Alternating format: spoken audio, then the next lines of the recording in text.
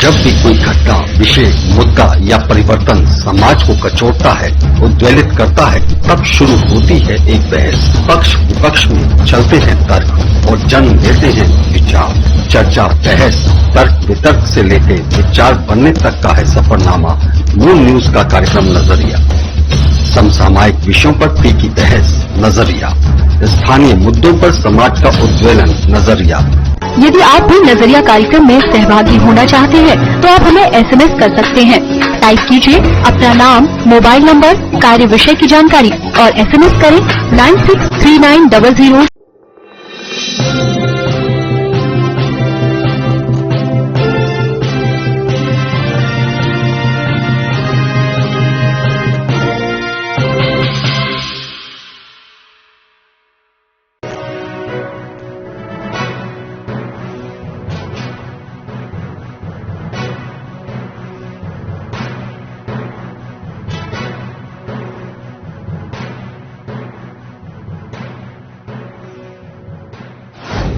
नमस्कार, मैं आयुषी गौड़, आप देख रहे हैं मून न्यूज।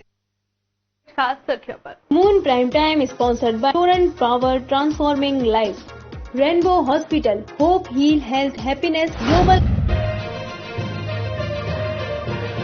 बोरवेल में गिरा 4 वर्षीय बच्चे को रेस्क्यू ऑपरेशन के दौरान सेना और एनडीआरएफ की टीम ने सुरक्षित निकाला बाहर। प्रशासनिक अधिकारियों एवं ग्रामीणों में खुशी का माहौल। थाना नेवोरा क्षेत्र के गांव धरियाई का मामला। आगरा वासियों के लिए राहत भरी खबर। कोरोना के आंकड़ों में आई कमी। कोरोना के 6 नए मामले आए सामने। आगरा प्रशासन के बीच सरकार की गाइडलाइन का करें पालन।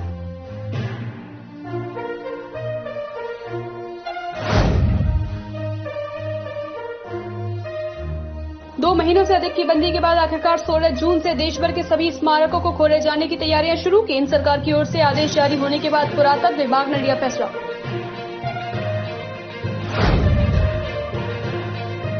महापौर नवीन जैन ने नगर निगम परिसर में शहर के चौथे जोनल कार्यालय का किया उद्घाटन। मंत्रोच्चारण के साथ महापौर नवीन जैन और नगर आयुक्त निखिल टीकाराम पोंडे ने संयुक्त रूप से रिबन काटकर नए जोनल कार्यालय का किया उद्घाटन। शहीदी दिवस के अवसर पर गुरुद्वारा गुरु का ताल में कीर्तन समागम का हुआ आयोजन। फेसबुक के माध्यम से श्रद्धालु हुए शामिल। इस मौके पर गुरुद्वारा गुरु का ताल के मुखी संत बाबा प्रीतम सिंह ने गुरु अर्जुन देव जी की शहादत और संत को कराया रूबरू। रामलीला कमेटी व मंदिर प्रशासक हरिहरपुरी के बीच वर्षों से चला आ रहा विवाद एक बार फिर उभर कर आया। कमेटी के पदाधिकारियों ने हरिहरपुरी पर लगाया साजिश करने का आरोप, तो वहीं जिले के अधिकारियों से हरिहरपुरी के खिलाफ कड़ी कार्रवाई करने की लगाई गुहार।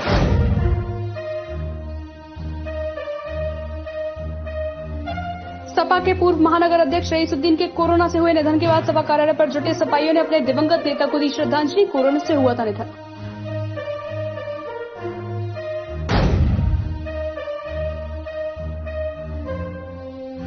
शहीदों के सरताज गुरु अर्जुन देव महाराज जी के बलिदान दिवस पर रक्तदान शिविर का हुआ आयोजन। गुरुद्वारा विजयनगर कॉलोनी पर समर्पण ब्लड बैंक के सहयोग से किया गया शिविर का आयोजन।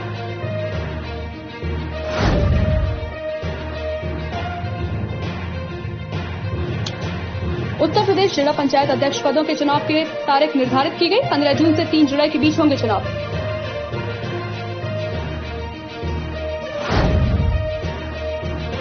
शिकोहाबाद नसीरपुर थाना क्षेत्र के अंतर्गत आगरा लखनऊ एक्सप्रेस वे पर बिहार से पंजाब जा रही बस पलटी। आधा दर्जन से अधिक यात्री घायल। घायलों को अस्पताल में भर्ती कराया गया।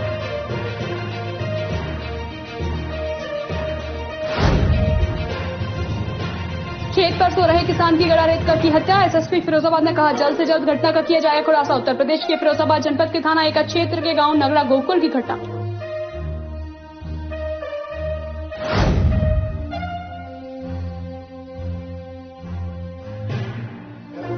वार्ड नंबर 60 में विकास न होने से स्थानीय लोग हुए पार्षद से नाराज। गुस्साई जनता ने नगर निगम में पार्षद के खिलाफ शुरू किया धरना प्रदर्शन। फतेहाबाद कस्बे के नेवोरा थाना क्षेत्र के गांव धरियाई में 4 वर्षीय मासूम शिवा खेलते समय घर के सामने खुले पड़े 130 फीट गहरे बोरवेल में गिर गया था। घटना की जानकारी मिलने पर पुलिस ने सेना और एनडीआरएफ की टीम को तत्काल मौके पर बुलाया और टीम बचाव कार्य में जुट गई। घंटों की कड़ी मशक्कत के बाद एनडीआरएफ और सेना ने शिवा को सकुशल बोरवेल से बाहर निकाला। आगरा फतेहाबाद के ग्राम धरियाई में 100 फीट गहरी बोरवेल में गिरे बच्चे को सेना और एनडीआरएफ की टीम के संयुक्त प्रयास से सुरक्षित निकाल लिया गया। सुबह खेलते समय बच्चा बोरवेल में गिर गया था। इसके बाद पुलिस को सूचित किया गया। आगरा पुलिस प्रशासन ने सेना और एनडीआरएफ को मदद के लिए बुलाया। सेना ने मोर्चा संभाला और शाम को बच्चे को सकुशल बाहर निकाल लिया गया। बच्चे की सलामती के लिए ग्रामीण सुबह से दुआ कर रहे थे। महिलाएं गांव में पूजा कर रही थी। शिवा के बोरवेल के गड्ढे से बाहर निकलते ही गांव में खुशी का माहौल छा गया। लोगों ने सेना के जवानों की जयकार की।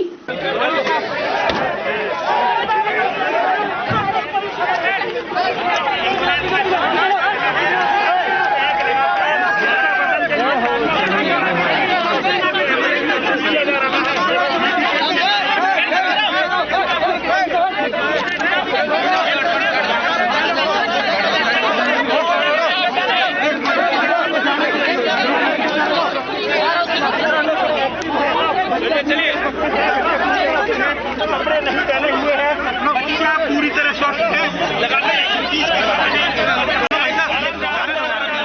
ये बहुत बड़ी कामयाबी है।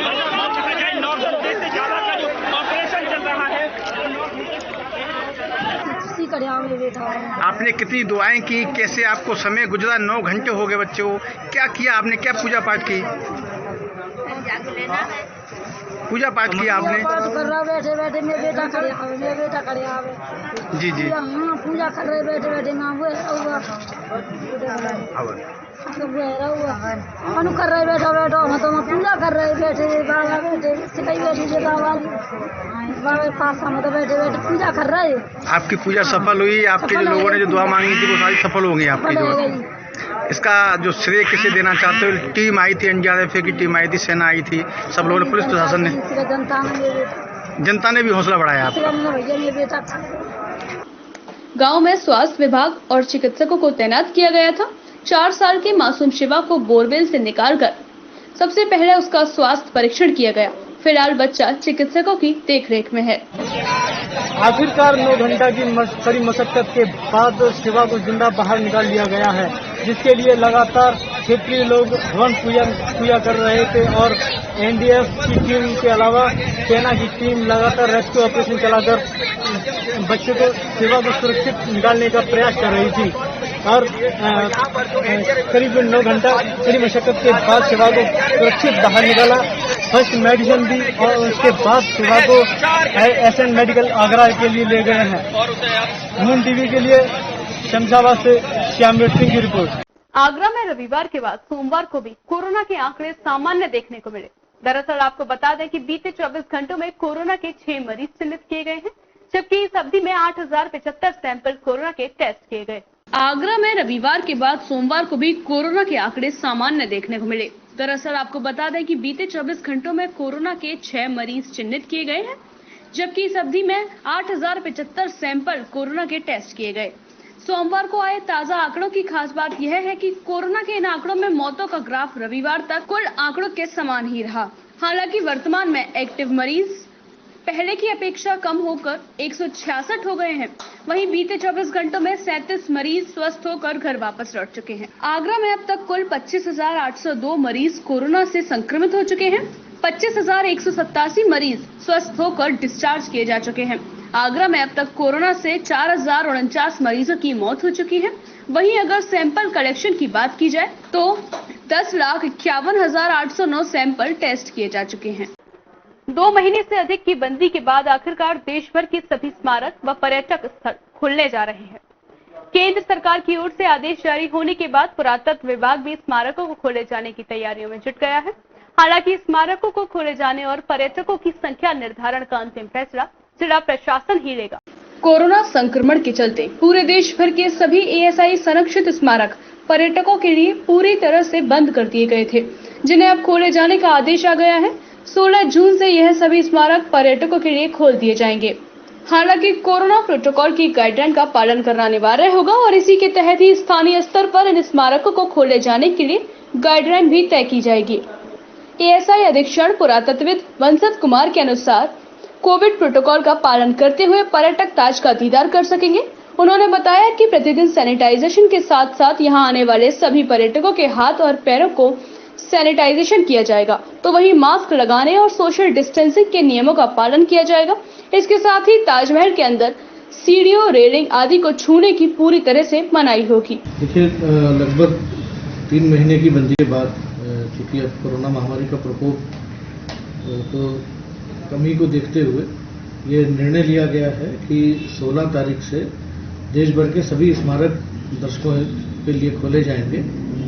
इसमें ताजमहल भी निश्चित रूप से 16 तारीख से खुल रहा है। इसमें जो हमारी एसओपी है, जो प्रोटोकॉल्स हैं, वो फॉलो किए जाएंगे।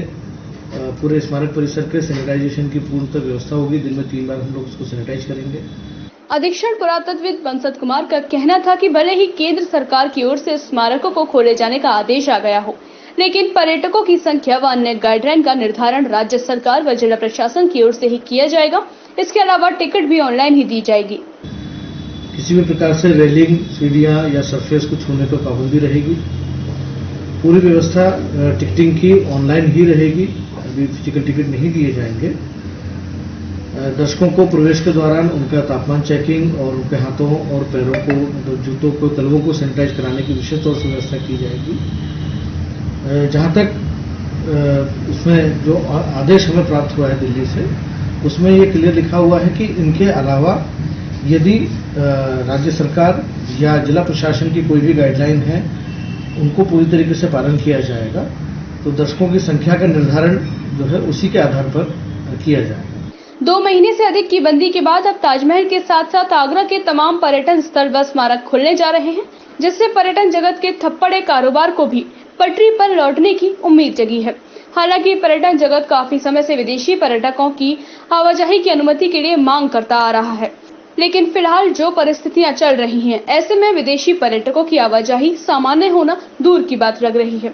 फिलहाल पर्यटन कारोबारियों को यहां आने वाले स्थानीय पर्यटकों के सहारे ही अपने काम व कारोबार को गति देनी होगी।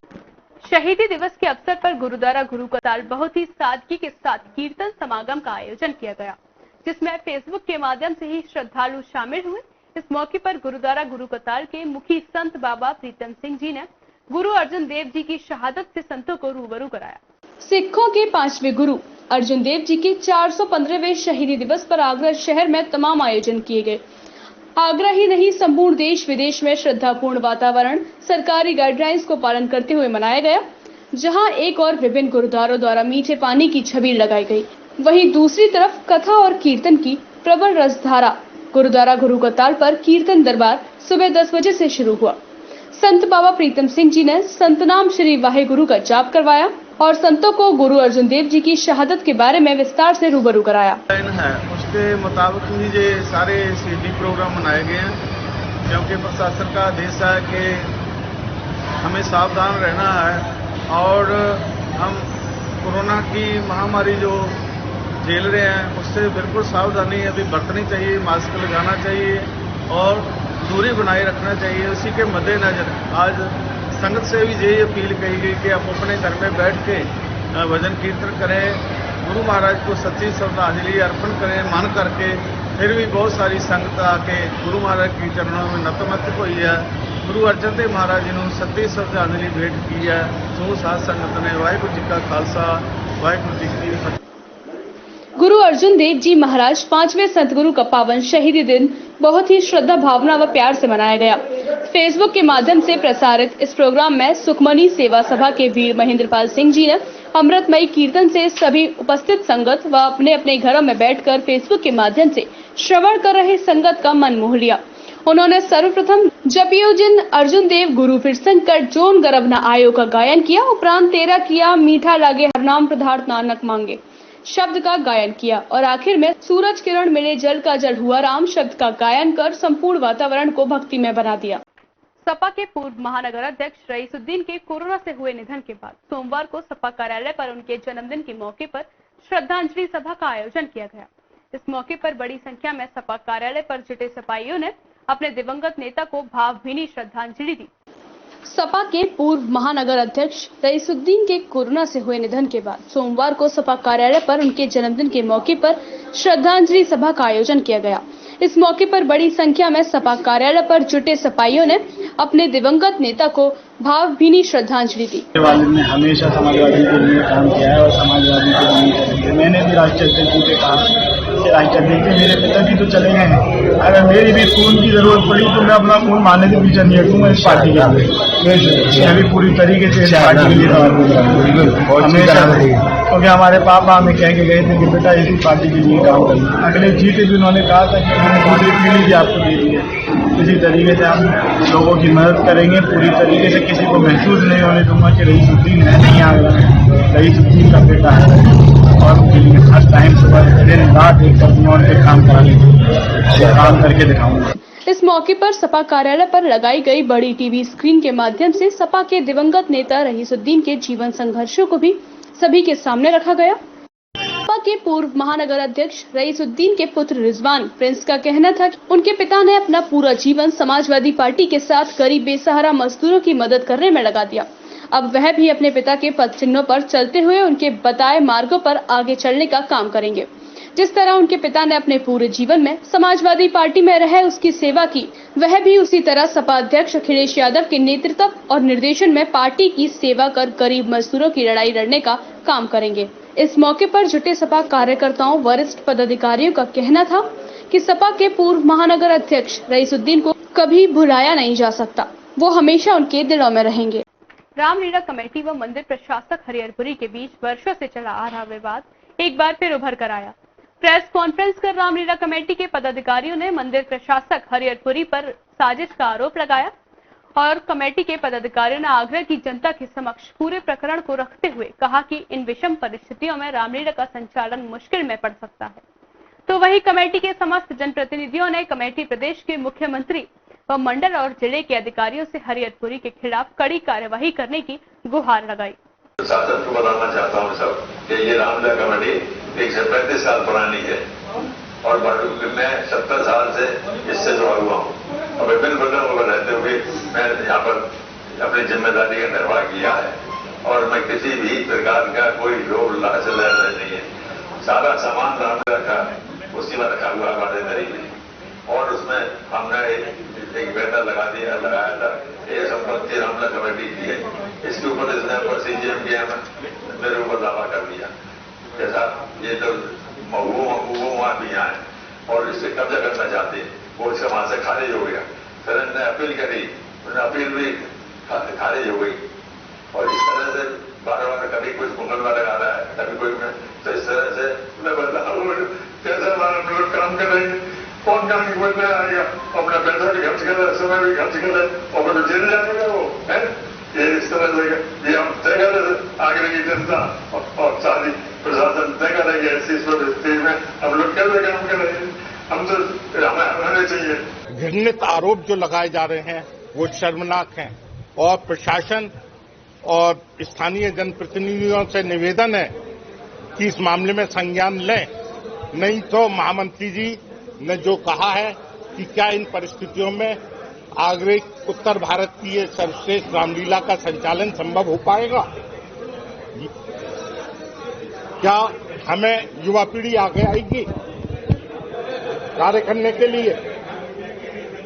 मैं 66 साल का हूं और पिछले 2 साल से सक्रिय रूप से रामलीला कमेटी से जुड़ा हुआ हूं। मेरी चौथी पीढ़ी में मैं हूं रामलीला कमेटी।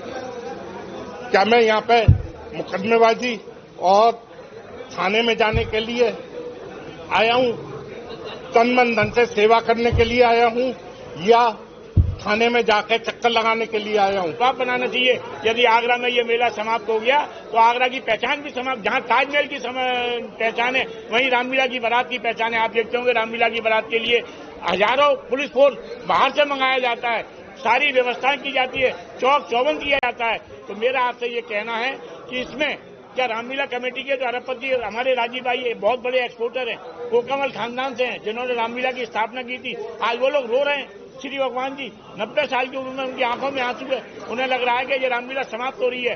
तो मेरा आपसे ये कहना है कि जो लोग गलत है उन्हें गलत कहें, आप लोग गलत कह के आगरा में उनकी निंदा होनी चाहिए और रामलीला कमेटी सही है तो रामलीला कमेटी को आगे कार्य करने के लिए और जो बाधाएं उत्पन्न की जा रही हैं वो समाप्त होनी चाहिए। ये मीडिया का एक बहुत बड़ा तंत्र है, आज एक दूसरा कहना चाहिए प्रजातंत्र के अंदर स्थान है तो मीडिया का है। मैं आपसे प्रार्थना करना चाहता हूं आगरा की धरोहर को सुरक्षित रखने के लिए, रामलीला को सुरक्षित करने के लिए, रामलीला की बारात को सुरक्षित रखने के लिए आपको आगे आने पड़ेगा, हमारा सहयोग करना पड़ेगा, तभी हम रामलीला चला पाएंगे, तभी हम रामलीला को बंद। शहीदों के सरताज गुरु अर्जुन देव जी के शहीदी दिवस के अवसर पर अमृत बेड़ा परिवार की ओर से गुरुद्वारा विजयनगर कॉलोनी में एक रक्तदान शिविर का आयोजन किया गया, जिसमें अमृतवेला परिवार के सदस्यों ने बढ़ चढ़कर हिस्सा लिया और रक्तदान किया। शहीदों के सरताज गुरु अर्जुन देव महाराज जी के बलिदान दिवस पर रक्तदान शिविर का आयोजन किया गया। गुरुद्वारा विजयनगर कॉलोनी पर लगाए गए इस शिविर का आयोजन अमृतवेला परिवार की ओर से किया गया। समर्पण ब्लड बैंक के सहयोग से लगाए गए इस शिविर में अमृतवेला परिवार के अनेक सदस्यों ने बढ़ चढ़कर हिस्सा लिया और रक्तदान किया। अमृतवेला परिवार के सदस्यों का कहना था कि गुरु अर्जुन देव जी ने मानवता व धर्म की रक्षा के लिए जिस तरह से अपनी शहादत दी, उसकी कोई दूसरी मिसाल संपूर्ण विश्व के इतिहास में कहीं नहीं मिलती। उनके इस बलिदान की याद में एक छोटा सा प्रयास करते हुए अमृतवेला परिवार की ओर से इस शिविर का आयोजन किया गया। हमने खुद ही, क्योंकि आज का जो महान दिन है, इसलिए हम अपने गुरुओं के लिए क्या कर सकते, उन्होंने हमारे लिए अपने पूरे न्यौछावर कर दिए। गरम तवे पे बिठाए गए, गरम देगों में उबाले गए, लेकिन उन्होंने धर्म की खातिर अपना बलिदान देके हम लोगों की रक्षा करी। तो आज ऐसे गुरु जी के शहीदी दिवस पे हम लोगों ने यहाँ रक्तदान दिवस मनाया है, जिसमें अमृतवेला परिवार, विजयनगर गुरुद्वारा और समर्पण बैंक के सहयोग से ये सारा कार्य हो रहा है। सुबह से लेके 51 लोग दे चुके हैं और अभी आगे और सिलसिला जारी है। गुरु जी का खालसा, वाहिगुरु जी की फतेह। जैसा कि आप सब लोग को पता ही है कि आज गुरु अर्जन देव साहिब जी का शहीदी दिवस है। हिंदू धर्म की रक्षा के लिए सिख धर्म के 5वें गुरु गुरु अर्जन देव जी ने आज के दिन शहादत दी और यहाँ पे गुरुद्वारा विजयनगर कॉलोनी में आज समर्पण ब्लड बैंक की तरफ से ब्लड डोनेशन कैंप लगाया गया है। संगत ने बहुत बढ़ चढ़ कर हिस्सा लिया, काफ़ी उत्साहित हैं लोग। मैं तो कहता हूँ जितना भी संतों के लिए किया जाए उतना कम है। अमृतवेला परिवार गुरु संगतों ने अमृतवेले गुरुद्वारा साहिब पहुंचकर नित्यनेम के पाठ कर अपने गुरुओं की शहादत को याद कर रक्तदान किया। शिविर के समापन पर ब्लड डोनेट करने वालों का सरदार महेंद्र सिंह ने आभार व्यक्त किया, तो वहीं अमृतवेला परिवार की ओर से 53 यूनिट ब्लड दिया गया। वक्त तो चला एक छोटे से ब्रेक का। ब्रेक के बाद होगी फिर आपसे मुलाकात कुछ खास खबरों के साथ।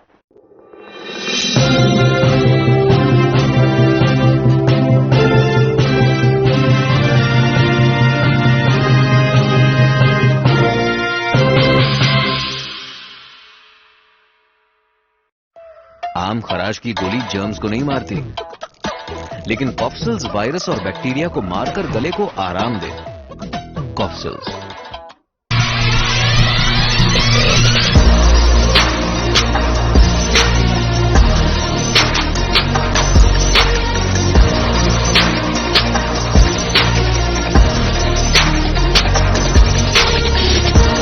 जब भी कोई घटना, विषय, मुद्दा या परिवर्तन समाज को कचोटता है, उद्वेलित करता है, तब शुरू होती है एक बहस। पक्ष विपक्ष में चलते हैं तर्क और जन्म लेते हैं विचार।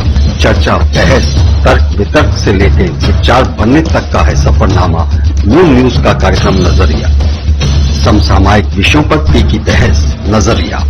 स्थानीय मुद्दों पर समाज का उद्वेलन, नजरिया। यदि आप भी नजरिया कार्यक्रम में सहभागी होना चाहते हैं तो आप हमें SMS कर सकते हैं। टाइप कीजिए अपना नाम, मोबाइल नंबर, कार्य विषय की जानकारी और SMS करें 963900।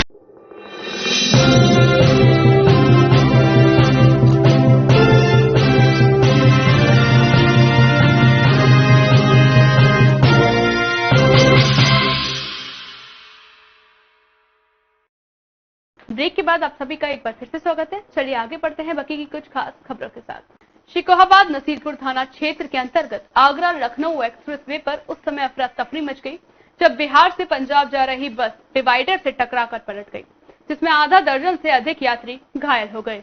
शिकोहाबाद नसीरपुर थाना क्षेत्र के अंतर्गत आगरा लखनऊ एक्सप्रेसवे पर उस समय अफरा तफरी मच गई जब बिहार से पंजाब जा रही बस डिवाइडर से टकराकर पलट गई, जिसमें आधा दर्जन से अधिक यात्री घायल हो गए, जिन्हें चिकित्सालय में भर्ती कराया गया।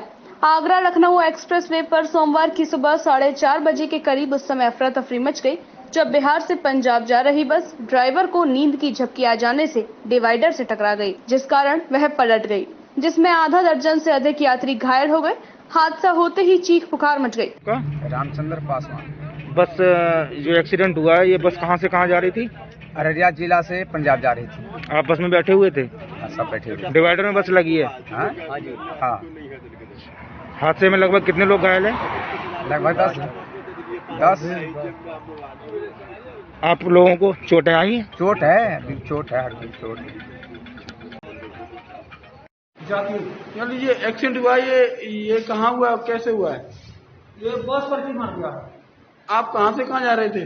हम लोग पंजाब जा रहे थे। कहाँ से आ रहे थे? अररिया से, अररिया बिहार। सूचना पुलिस और एम्बुलेंस कर्मियों को दी गई। सूचना मिलते ही पुलिस भी मौके पर पहुंच गई। एम्बुलेंस कर्मी पवन कुमार, शिवेंद्र यादव, विनय कुमार, मानवेंद्र यादव, संजू ने घायलों को एम्बुलेंस की सहायता से जिला चिकित्सालय में भर्ती कराया, जहां डॉक्टरों ने प्राथमिक उपचार के बाद फिरोजाबाद रेफर कर दिया। फिरोजाबाद में खेत में सो रहे किसान की गला रेत कर हत्या कर दी गई। सूचना पर पहुंची पुलिस और एसएसपी फिरोजाबाद व dog squad team, forensic team ने जांच पड़ताल की शुरू। पूरा मामला जनपद फिरोजाबाद के एका थाने क्षेत्र के अंतर्गत आने वाले गांव नगला गोकुल का है, जहां राजकुमार शर्मा नामक युवक अपने खेत पर गया था, जो कि काफी देर तक घर नहीं लौटा, जिसके बाद परिजनों ने उसे ढूंढना शुरू कर दिया तो खेत पर उसका शव प्राप्त हुआ, जिसके बाद पूरे गांव में मातम पसर गया। घटना सर मेरे पास फोन आया कि गला घोंट के मार दिया। किस मृतक से आपका क्या संबंध है? भाई है मेरा। घटना लगभग कितने बजे की है? मेरे पास तो 2 बजे के 2:30 बजे के समथिंग फोन आया। कहाँ पे हुई थी घटना? खेत पे। आपको कैसे पता चला? फोन आया गाँव से। फिर आप जगह पे गए जहाँ एक घटना हुई थी, फिर हम जगह पे पहुँचे जी, तब मालूम पड़ा मुझे जी, यहाँ आ गए फिरोजाबाद। जी जी। फिर पुलिस, आला अधिकारी पुलिस फोर्स मौजूद? सारी टीम पहुँची पूरी। ये राजकुमार नाम का लड़का है, 25 साल का, बॉम्बे रहता था, लॉकडाउन में आया था। अपने खेत पे शाम को आता था रखवाली करने के लिए, अपना वो लगाया हुआ है खीरा वूरा, कैश क्रॉप है। कल ये आया था तो लौट के नहीं गया। परिवार वालों को चिंता हुई, तलाशी किए, ढूंढे ढांढे तो इसका गला रहता हुआ यहाँ पे मिला। अभी हमारी फोरेंसिक की टीम आ गई है, फील्ड यूनिट आ गई है, हम लोग लगे हैं इसमें। कौन सा एंगल निकल के आता है भी कुछ कह नहीं सकते हैं। नया बच्चा है 25 साल का, कोई और रीजन मिल नहीं रहा है, घर वाले बता नहीं पा रहे कोई बात, कोई इनेमिटी, कोई किसी तरह की, तो कोई अफेक्शन का एंगल हो सकता है। सारे एंगल्स में हम लोग काम कर रहे हैं। आई थिंक 1 दिन में, 1 या 2 दिन में पूरा घटना का पर्दाफाश कर देंगे। घटना की जानकारी पर पुलिस के आला अधिकारी पुलिस बल के साथ मौके पर पहुंचे, बारीकी से जांच की तथा फोरेंसिक टीम भी मौके पर पहुंच गई। उसके बाद शव को पोस्टमार्टम के लिए मेडिकल कॉलेज भिजवा दिया गया है। इससे तो यही प्रतीत होता है कि फिरोजाबाद में एक बार फिर कानून की व्यवस्था ध्वस्त होने लगी है। गुरु अर्जुन देव महाराज जी के शहीदी दिवस के अवसर पर आगरा शहर के तमाम गुरुद्वारों में कीर्तन दरबार आयोजित किए गए। कोरोना प्रोटोकॉल की गाइडलाइन का पालन करते हुए आयोजित इन कीर्तन समागमों का मुख्य रूप से सोशल मीडिया पर सीधा प्रसारण किया गया। गुरुद्वारा श्री दशमेश दरबार शहीद नगर विभव नगर पर सादगी से शहीदी दिवस मनाया गया। कीर्तन समागम में कीर्तनकार भाई गुरुशरण ने गुरुओं की शहादत को कीर्तन कथा के माध्यम से गुरु घर से जोड़ा। गुरु घर के सेवादार रविंद्र सिंह ओबरॉय ने बताया, गुरु अर्जुन देव महाराज को 3 दिन लगातार यातनाएं दी गई। गर्म तवे पर बैठाया गया, उनके शीश पर गर्म रेत डाली, देग में उबाला गया। फिर भी गुरु जी ने अकाल पुरख से कहा, तेरा भाड़ा मीठा लागे, हरि नाम पदार्थ नानक मांगे, और यह कहते हुए उन्होंने धर्म के लिए शहादत दी। गुरु अर्जुन देव जी, जिन्होंने हिंद की चादर भी कहा जाता है, उन्होंने शहीद हुए थे अपना सच्चाई के लिए। उनको बलिदान दिवस पर ही 40 दिन, क्योंकि कोरोना काल चल रहा था इसलिए गुरुद्वारे में नहीं हुआ था, सब लोगों ने अपने घर पर सुखमनी साहब के पाठ किए थे। क्योंकि कल गुरपुरब है, शहीदी दिवस है, तो आज आखिरी जो लड़ीवार कीर्तन दरबार था वो आज सजाया गया है गुरुद्वारा शहीद नगर दशमेश दरबार विभव नगर शहीद नगर में, जिसमें कि लोग घूम उमा के आई हैं और चढ़ती कला सबने कीर्तन किया, सबने पाठ किया। वाहिगुरु जी का खालसा, वाहिगुरु फतेह। जी खालसा, वाहिगुरु जी की फतेह। जो हमारे 5वें गुरु अर्जुन देव जी के शहीदी दिवस पर आज हमने 40 का भोग लगाया। श्री गुरु नानक देव जी से अरदास करी। जो कोरोना काल में माहौल चल रहा था, आज उसकी समाप्ति हुई यहाँ पे शहीद नगर वैभव नगर गुरुद्वारे में। आज उसके 40 का क्या बोलते समाप्ति खत्म करी है, सुखमनी के पाठ की समाप्ति। अरदास मांगी गुरु नानक से, जो महामारी आती है उसका माहौल जो लोगों को संग खराब होते है उसकी हमने वाहिगुरु जी से प्रार्थना करी कि अच्छे अब आगे मंगल कार्यक्रम हो, सब अच्छे दिन जाए। वाहिगुरु खालसा, वाहिगुरु।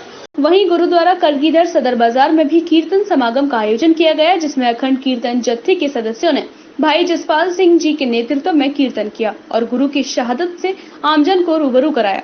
गुरुद्वारा सदर बाजार से जुड़े बंटी ओबराय ने बताया कि प्रतिवर्ष इस अवसर पर जहां विशाल कीर्तन समागम आयोजित किए जाते थे, तो वहीं गुरुद्वारा परिवार की ओर से भव्य छबीलें भी लगाई जाती थी।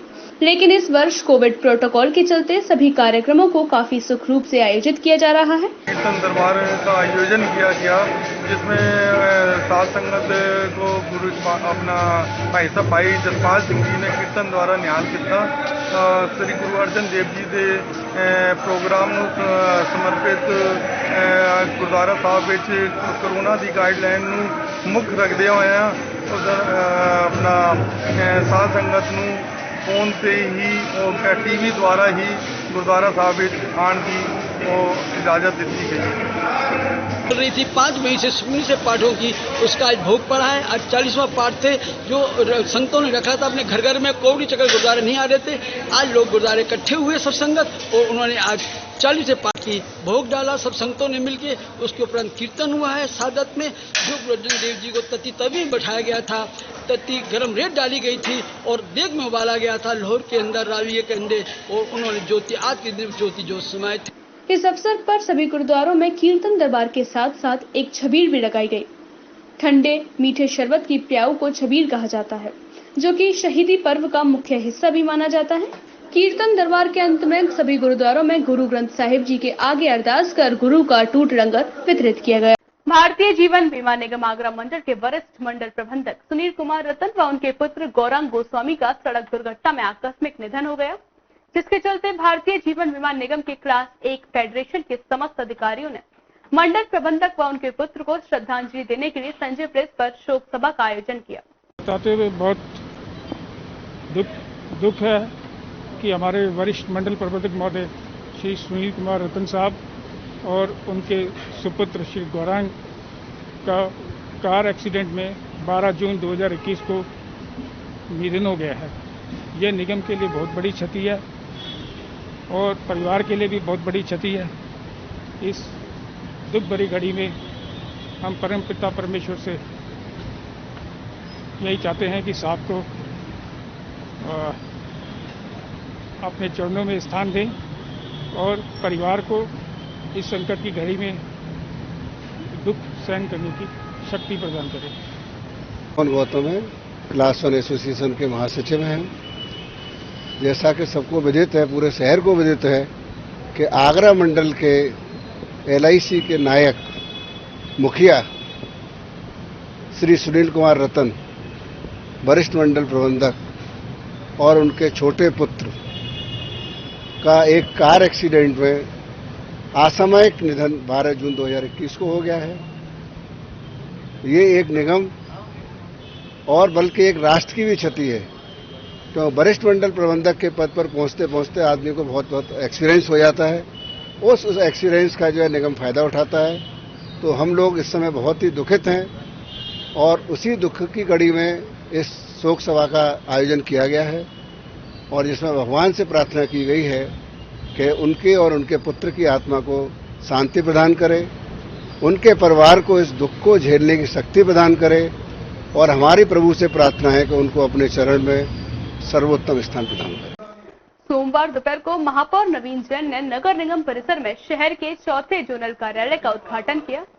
मंत्रोच्चारण के साथ महापौर नवीन जैन और नगर आयुक्त निखिल टीकाराम फुंडे ने संयुक्त रूप से रिबन काटकर छत्ता जोन के नए जोनल कार्यालय का उद्घाटन किया। गौरतलब है कि आगरा महानगर की 20 लाख की आबादी और नगर निगम सीमा के विस्तार को देखते हुए महापौर नवीन जैन ने जनहित में आगरा महानगर को 4 जोन में बांटकर प्रत्येक जोन में एक मिनी नगर निगम कार्यालय, जोनल कार्यालय खोले जाने की घोषणा की थी, जिसमें पहला लोहा मंडी जोनल कार्यालय का उद्घाटन 26 मई, ताजगंज में दूसरे जोनल कार्यालय का उद्घाटन 27 मई और छत्ता जोन में तीसरे जोनल कार्यालय का उद्घाटन 11 जून को किया जा चुका है। तो वहीं सोमवार को हरिपर्वत जोन के 4थे जोनल कार्यालय का उद्घाटन किया गया। उद्घाटन के बाद महापौर और नगर आयुक्त ने नए जोनल कार्यालय का निरीक्षण किया और यहां बैठने वाले अधिकारियों के विभाग कक्षों को देखा। इसके बाद हुए उद्घाटन कार्यक्रम में महापौर नवीन जैन ने कहा कि हमने शहर की जनता से जैसा वादा किया था उसे हमने आज पूरी तरह से निभाया है। अब शहर की जनता को नगर निगम से जुड़े सभी कार्यों के लिए दूर चलकर नगर निगम के मुख्यालय पर नहीं आना होगा, बल्कि वे अपने नजदीकी जोनल कार्यालय पर ही संपर्क कर सभी समस्या व सुविधा का समाधान पा सकेंगे। महापौर ने कहा कि नगर निगम आगरा के इतिहास में यह अभूतपूर्व काम हुआ है, जिसे कई सालों तक शहरवासी याद रखेंगे। तो वहीं सोमवार को हरिपर्वत जोन के नए जोनल कार्यालय का शुभारंभ हुआ। यह कार्य सहायक नगर आयुक्त अनुपम शुक्ला के निर्देशन में चला। जोनल प्रभारियों को सभी तरह के प्रशासनिक व वित्तीय अधिकार दिए गए हैं, इसलिए क्षेत्रवासियों की टैक्स, सीवर, सफाई, लाइट, निर्माण, जन्म मृत्यु प्रमाण पत्र एवं अन्य समस्याओं के लिए ज्यादा दूर न जाकर उनके ही क्षेत्र में बने जोनल कार्यालय पर सुनवाई होगी और सभी समस्याओं का समाधान होगा। किसी प्रकार की कोई भी समस्या हो, उसका तत्काल समस्या का समाधान हो सके, उसके जोनल कार्यालय के शुभारंभ होने से हरिपर्वत वार्ड के जो 25 वार्ड हैं उन सभी को इसका लाभ मिलने वाला है।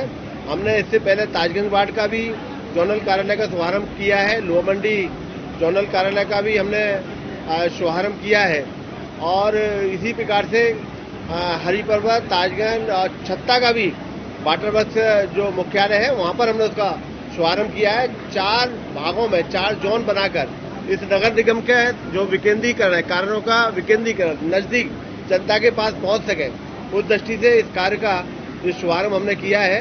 आने वाले समय में ये बहुत लाभकारी निर्णय नगर निगम का रहेगा और आम जनमानस को इसका लाभ मिलेगा। जो है तमाम जगह जाना पड़ता है, अब वो दुविधा जो है कई हद तक लोगों की दूर हो जाएगी। जनता से अपील यही है कि एक बहुत अच्छा जो आइडिया है माननीय महापौर जी ने दिया था, उसको हमने अमल किया है और अब इसका लाभ जनता जितना लेगी उतना उनको सुविधा मिलेगी।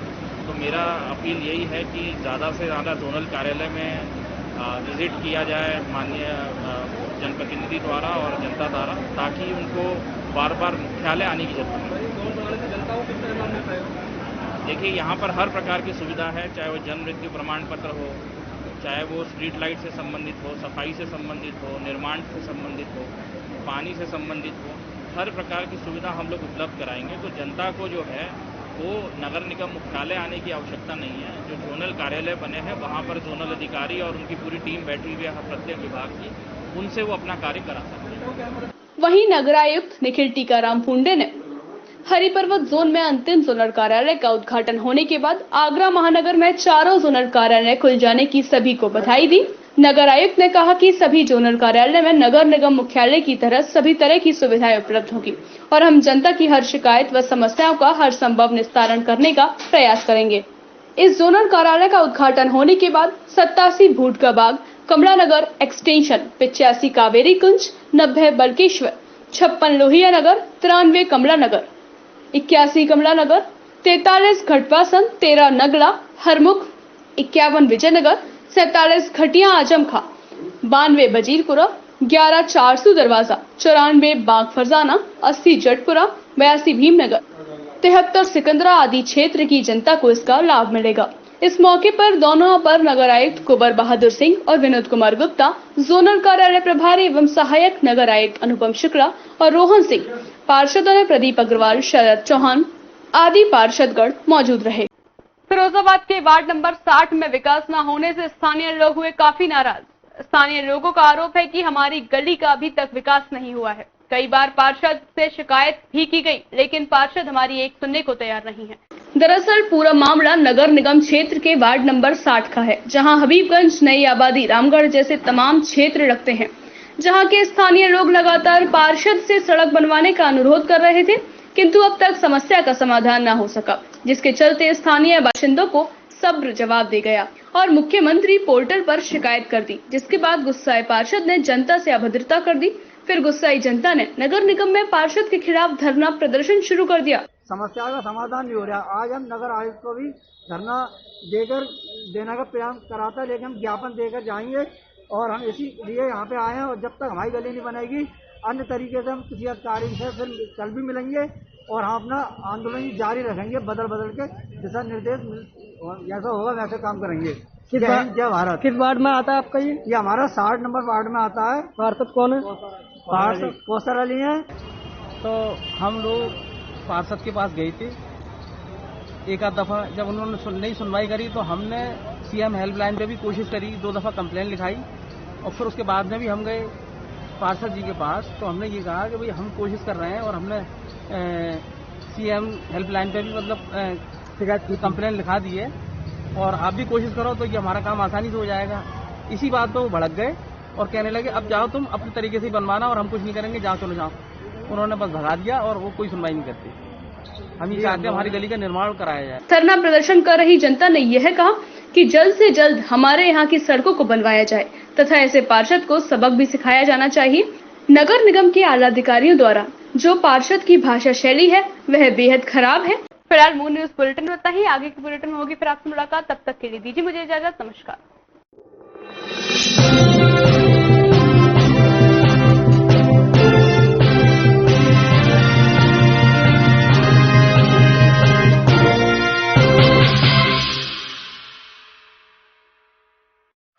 आम खराश की गोली जर्म्स को नहीं मारती, लेकिन कॉप्सिल्स वायरस और बैक्टीरिया को मारकर गले को आराम दे। कॉप्सिल्स।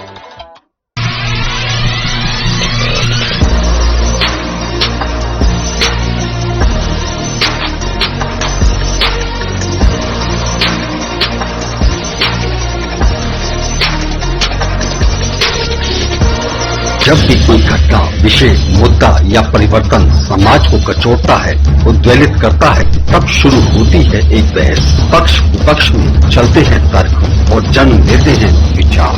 चर्चा, बहस, तर्क वितर्क से लेकर विचार बनने तक का है सफरनामा मून न्यूज का कार्यक्रम नजरिया। समसामयिक विषयों पर तीखी बहस, नजरिया। स्थानीय मुद्दों पर समाज का उद्वेलन, नजरिया। यदि आप भी नजरिया कार्यक्रम में सहभागी होना चाहते हैं तो आप हमें एसएमएस कर सकते हैं। टाइप कीजिए अपना नाम, मोबाइल नंबर, कार्य विषय की जानकारी और एसएमएस करें 963900।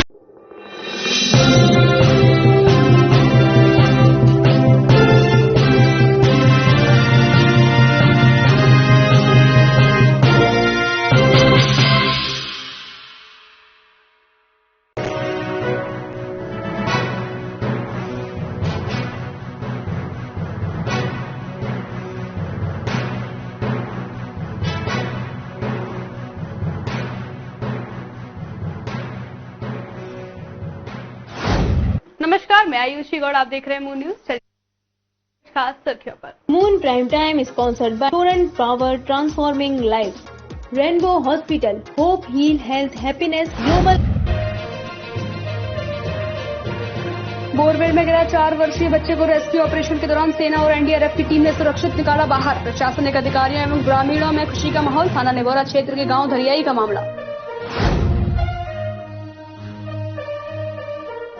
आगरा वासियों के लिए राहत भरी खबर। कोरोना के आंकड़ों में आई कमी। कोरोना के 6 नए मामले आए सामने। आगरा प्रशासन के भी सरकार की गाइडलाइन का करें पालन।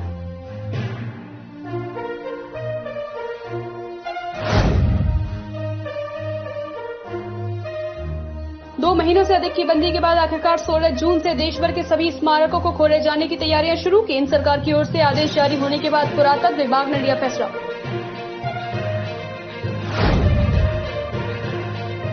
महापौर नवीन जैन ने नगर निगम परिसर में शहर के चौथे जोनल कार्यालय का किया उद्घाटन। मंत्रोच्चारण के साथ महापौर नवीन जैन और नगर आयुक्त नितिन टीकाराम पोंडे ने संयुक्त रूप से रिबन काटकर नए जोनल कार्यालय का किया उद्घाटन। शहीदी दिवस के अवसर पर गुरुद्वारा गुरुकताल में कीर्तन समागम का हुआ आयोजन। फेसबुक के माध्यम से श्रद्धालु हुए शामिल। इस मौके पर गुरुद्वारा गुरुकताल के मुखी संत बाबा प्रीतम सिंह ने गुरु अर्जुन देव जी की शहादत और संत को कराया रूबरू। रामहेड़ा कमेटी व मंदिर प्रशासक हरिहरपुरी के बीच वर्षों से चला आ रहा विवाद एक बार फिर उभर कर आया। कमेटी के पदाधिकारियों ने हरिहरपुरी पर लगाया साजिश करने का आरोप, तो वहीं जिले के अधिकारियों से हरिहरपुरी के खिलाफ कड़ी कार्रवाई करने की लगाई गुहार।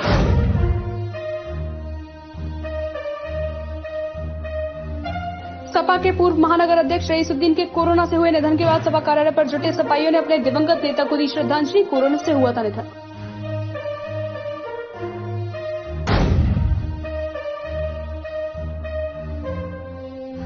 शहीदों के सरताज गुरु अर्जुन देव महाराज जी के बलिदान दिवस पर रक्तदान शिविर का हुआ आयोजन। गुरुद्वारा विजयनगर कॉलोनी पर समर्पण ब्लड बैंक के सहयोग से किया गया शिविर का आयोजन।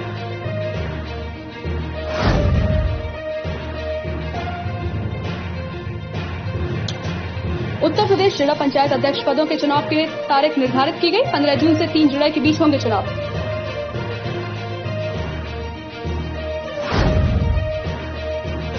शिकोहाबाद नसीरपुर थाना क्षेत्र के अंतर्गत आगरा लखनऊ एक्सप्रेसवे पर बिहार से पंजाब जा रही बस पलटी। आधा दर्जन से अधिक यात्री घायल। घायलों को अस्पताल में भर्ती कराया गया।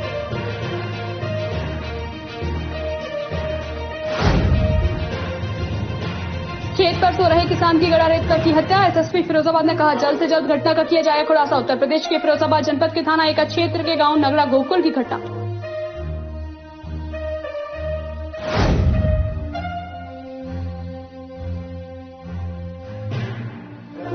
वार्ड नंबर 60 में विकास न होने से स्थानीय लोग हुए पार्षद से नाराज। गुस्साई जनता ने नगर निगम में पार्षद के खिलाफ शुरू किया धरना प्रदर्शन।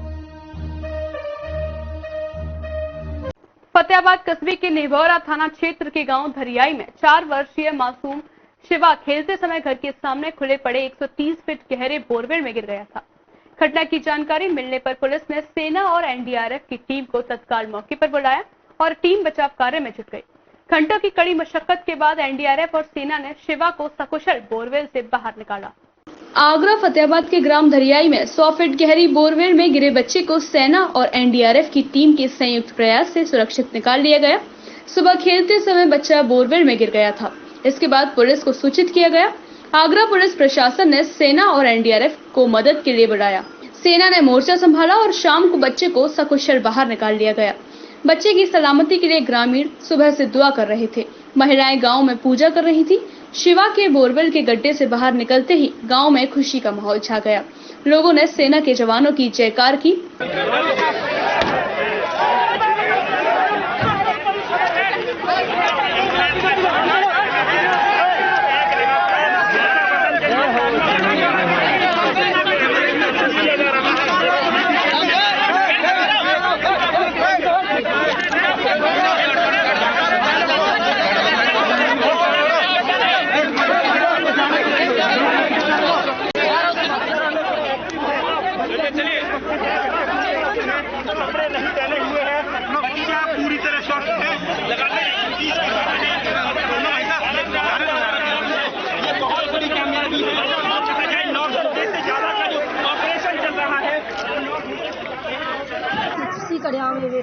आपने कितनी दुआएं की, कैसे आपको समय गुजरा? 9 घंटे हो गए बच्चे को, क्या किया आपने? क्या पूजा पाठ की? पूजा पाठ किया आपने? कर रहा बैठे बैठे मेरे बेटा खड़े आवे। जी जी हाँ, पूजा कर रहे बैठे बैठे ना हुए अनु कर रहे बैठा बैठो हम तो पूजा कर रहे बैठे बाबा बैठे सिखाई बैठी जे बाबा पास हम तो बैठे बैठे पूजा कर रहे। आपकी पूजा सफल हुई? आपके जो लोगों ने जो दुआ मांगी थी वो सारी सफल हो गई आपकी जो? इसका जो श्रेय किसे देना चाहते हो? टीम आई थी, एनडीआरएफ की टीम आई थी, सेना आई थी, सब लोगों ने, पुलिस प्रशासन ने, जनता ने भी हौसला बढ़ाया आपका। गांव में स्वास्थ्य विभाग और चिकित्सकों को तैनात किया गया था। 4 साल के मासूम शिवा को बोरवेल से निकालकर सबसे पहले उसका स्वास्थ्य परीक्षण किया गया। फिलहाल बच्चा चिकित्सकों की देखरेख में है। आखिरकार 9 घंटा की कड़ी मशक्कत के बाद शिवा को जिंदा बाहर निकाल लिया गया है, जिसके लिए लगातार क्षेत्रीय लोग हवन पूजा कर रहे थे और एनडीएफ की टीम के अलावा सेना की टीम लगातार रेस्क्यू ऑपरेशन चलाकर बच्चे को शिवा को सुरक्षित निकालने का प्रयास कर रही थी। और करीब 9 घंटा कड़ी मशक्कत के बाद शिवा को सुरक्षित बाहर निकाला, फर्स्ट मेडिसिन दी और उसके बाद शिवा को एसएन मेडिकल आगरा के लिए ले गए हैं। मून टीवी के लिए शमशाबाद से श्यामवीर सिंह की रिपोर्ट। आगरा में रविवार के बाद सोमवार को भी कोरोना के आंकड़े सामान्य देखने को मिले। दरअसल आपको बता दें कि बीते 24 घंटों में कोरोना के 6 मरीज चिन्हित किए गए हैं, जबकि इस अवधि में 8075 सैंपल कोरोना के टेस्ट किए गए। आगरा में रविवार के बाद सोमवार को भी कोरोना के आंकड़े सामान्य देखने को मिले। दरअसल आपको बता दें कि बीते 24 घंटों में कोरोना के 6 मरीज चिन्हित किए गए हैं, जबकि इस अवधि में 8075 सैंपल कोरोना के टेस्ट किए गए। सोमवार को आए ताजा आंकड़ों की खास बात यह है कि कोरोना के इन आंकड़ों में मौतों का ग्राफ रविवार तक कुल आंकड़ों के समान ही रहा। हालांकि वर्तमान में एक्टिव मरीज पहले की अपेक्षा कम होकर 166 हो गए हैं। वहीं बीते 24 घंटों में 37 मरीज स्वस्थ होकर घर वापस लौट चुके हैं। आगरा में अब तक कुल 25,802 मरीज कोरोना से संक्रमित हो चुके हैं। 25,187 मरीज स्वस्थ होकर डिस्चार्ज किए जा चुके हैं। आगरा में अब तक कोरोना से 4,049 मरीजों की मौत हो चुकी है। वहीं अगर सैंपल कलेक्शन की बात की जाए तो 10,51,809 सैंपल टेस्ट किए जा चुके हैं। 2 महीने से अधिक की बंदी के बाद आखिरकार देश भर के सभी स्मारक व पर्यटक स्थल खुलने जा रहे हैं। केंद्र सरकार की ओर से आदेश जारी होने के बाद पुरातत्व विभाग भी स्मारकों को खोले जाने की तैयारियों में जुट गया है। हालांकि स्मारकों को खोले जाने और पर्यटकों की संख्या निर्धारण का अंतिम फैसला जिला प्रशासन ही लेगा। कोरोना संक्रमण के चलते पूरे देश भर के सभी ASI संरक्षित स्मारक पर्यटकों के लिए पूरी तरह से बंद कर दिए गए थे, जिन्हें अब खोले जाने का आदेश आ गया है। 16 जून से यह सभी स्मारक पर्यटकों के लिए खोल दिए जाएंगे। हालांकि कोरोना प्रोटोकॉल की गाइडलाइन का पालन करना अनिवार्य होगा और इसी के तहत ही स्थानीय स्तर पर इन स्मारकों को खोले जाने